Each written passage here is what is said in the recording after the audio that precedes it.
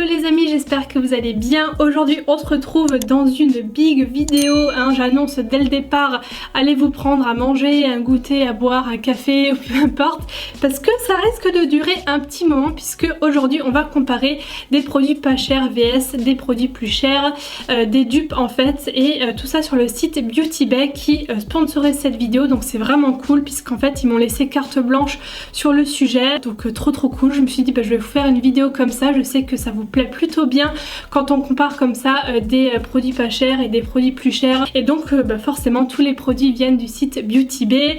Je ne sais pas si vous connaissez déjà, même si on en parle quand même beaucoup sur YouTube et les réseaux sociaux. Moi je connais ce site depuis très longtemps puisque à l'époque du vieux YouTube entre guillemets, je passais déjà des commandes dessus pour des produits, des marques qu'on trouvait pas en France. Là c'est toujours pareil, il y a plein de marques, plein de choix. Toutes les semaines il y a plein de nouveautés qui s'ajoutent, tout ça, donc vraiment c'est un site que je vous recommande les yeux fermés, et du coup je suis vraiment contente de travailler avec eux. Pour cette vidéo il y a aussi un truc que je dois vous parler, c'est du programme de fidélité qui s'appelle Tribe. Alors je pense que ça se prononce comme ça, T-R-I-B-E, qui en fait ce sont des sortes de points qui peuvent se transformer en bons d'achat, etc.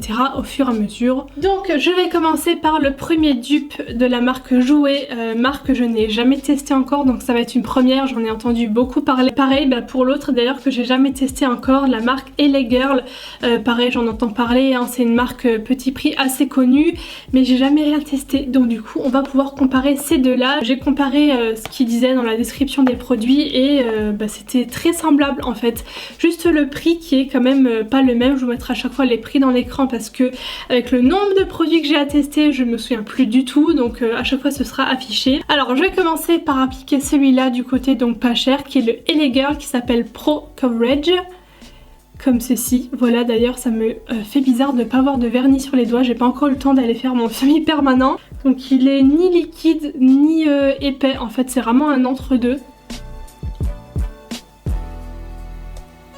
Il s'étale vraiment bien et le fini m'a l'air très joli.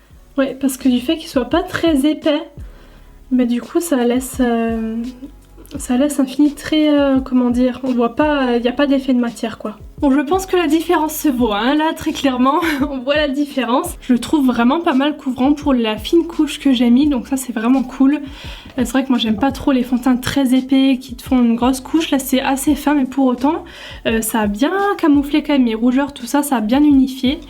Ouais, non franchement pas mal pour le prix en tout cas. Je passe maintenant au jouet que j'ai gardé dans sa boîte dorée, donc c'est le Essential High Coverage Crème Foundation. C'est clair que ça fait plus luxueux, le bas comme ça en verre et mat avec le capuchon doré. Oula, alors il est beaucoup plus liquide que l'autre quand même.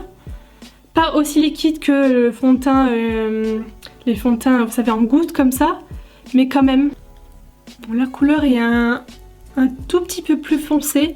Celle-là va mieux avec ma teinte de peau actuelle, mais comme dit c'était très dur de choisir sur les swatchs. Alors est-ce qu'on va voir une différence maintenant ou pas?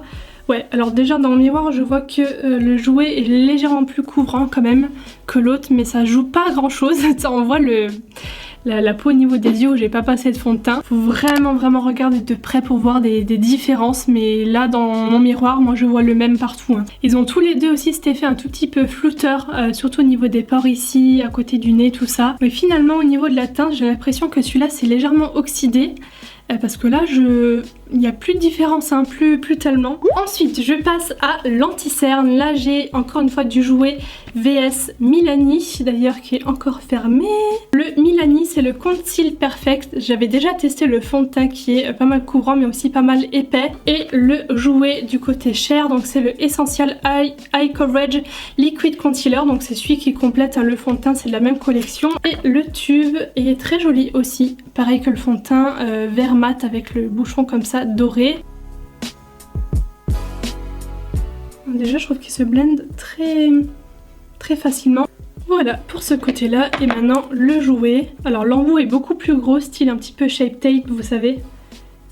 Il est un peu plus fluide mais pas aussi liquide que le fond de teint. Il se travaille aussi très bien. très semblable. Je trouve que le côté jouet est un chouïa plus couvrant, mais vraiment à peu de choses près.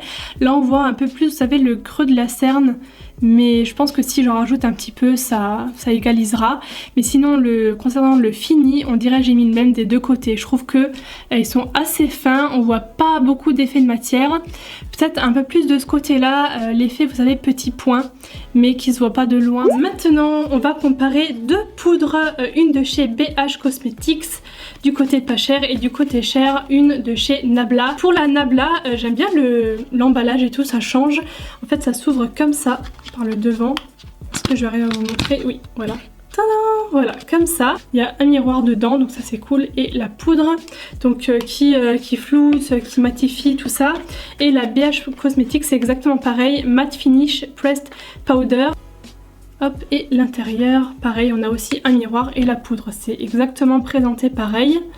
Donc on va voir, je vais l'appliquer juste au niveau de l'anti-cerne et très légèrement menton et un petit peu le front.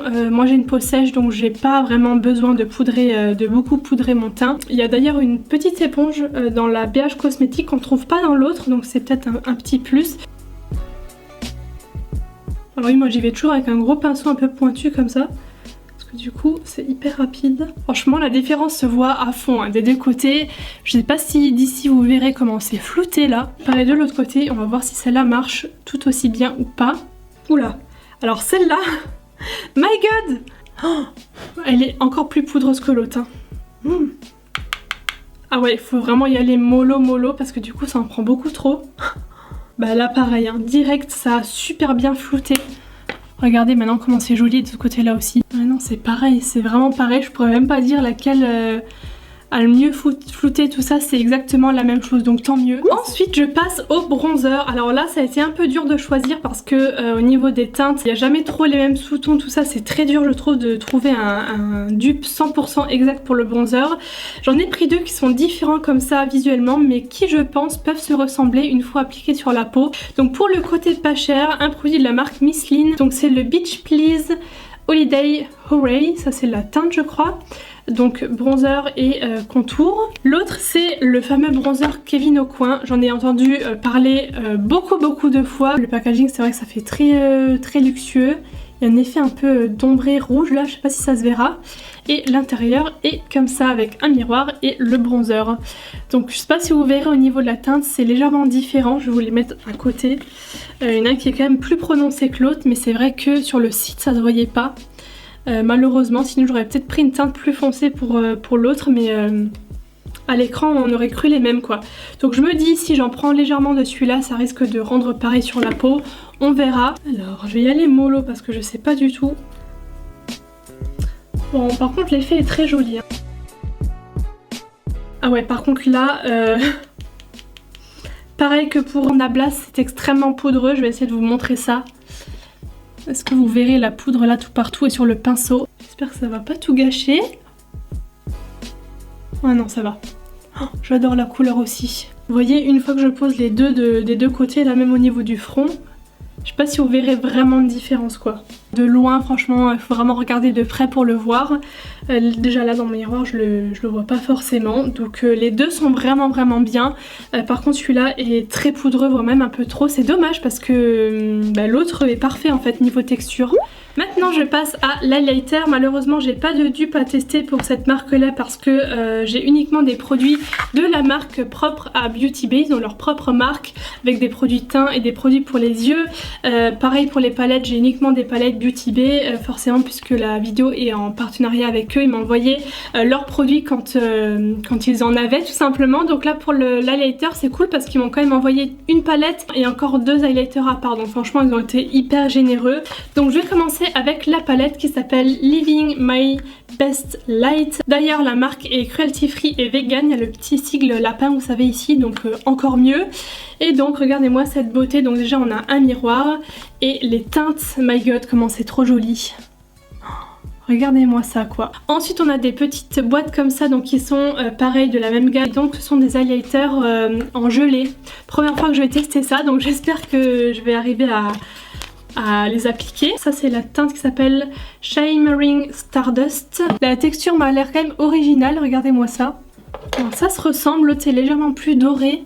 Celle-là est un peu plus champagne. Donc je pense que je vais quand même en mettre un de chaque côté, même si c'est pas cher vs dupe, c'est pas très grave. Donc je vais prendre la teinte Charmed qui est ici, qui peut être l'équivalent de cette teinte-là en fait, de la palette. Donc c'est parti.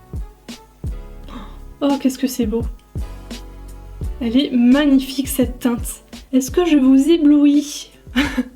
Bon, l'highlighter forcément ça marque tous les petits grains de beauté, les petits trucs, mais c'est pas grave, c'est tellement joli, j'adore. J'en mets un petit peu comme ça sur le coin du nez de ce côté-là. Et pareil ici. Je vais vous swatcher les 3 autres couleurs sur la main. Donc je commence par la teinte Strobe qui est rosée, j'ai l'impression. Alors je ne vois pas hein, pour l'instant. Oh waouh, c'est joli ça. Qui est un peu plus doré, un peu plus foncé, Radiant. C'est canon. Ça sur une peau bronzée, donc au-dessus.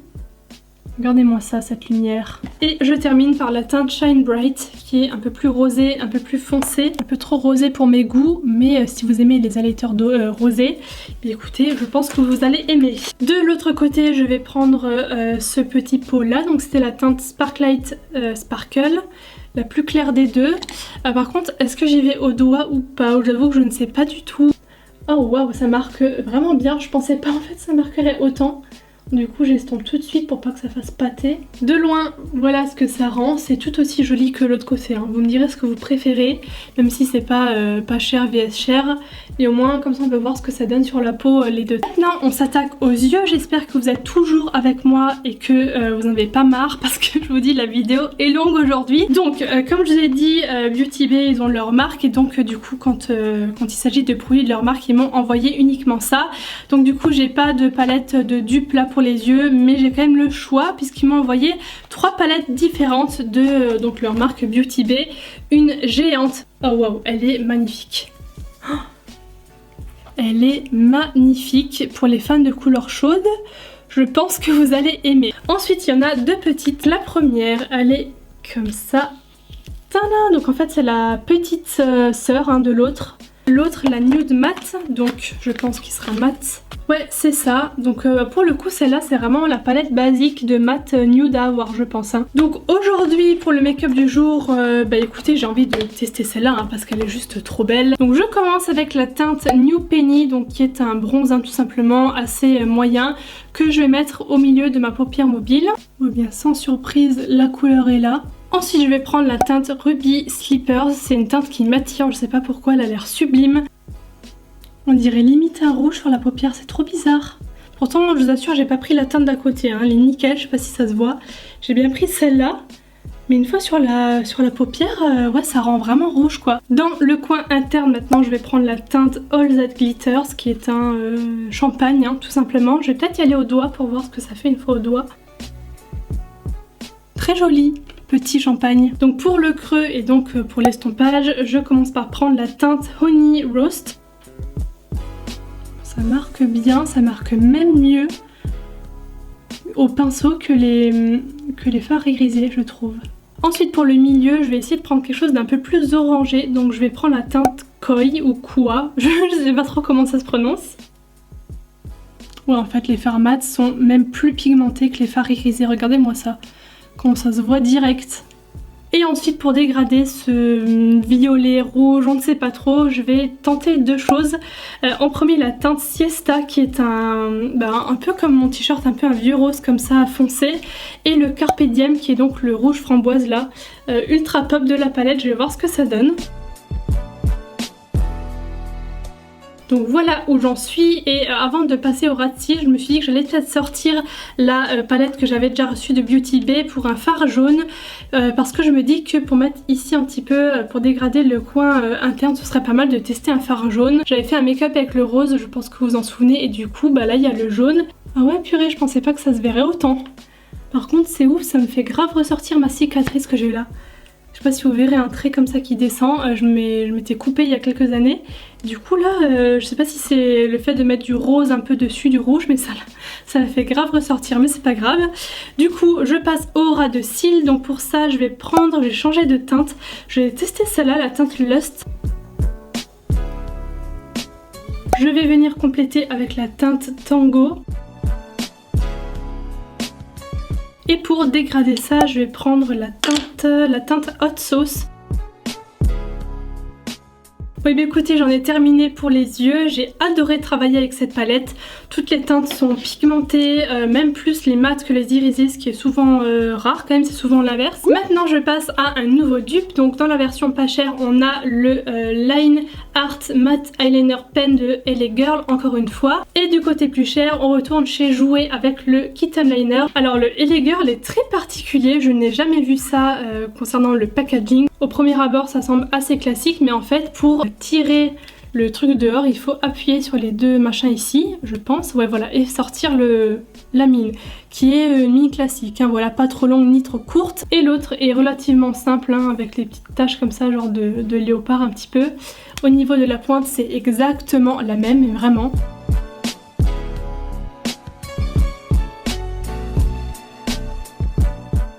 Bon, premier trait plus ou moins réussi, j'aurais voulu faire quelque chose de plus fin mais quand on travaille avec un nouvel eyeliner, je sais pas vous mais moi c'est toujours un peu raté la première fois.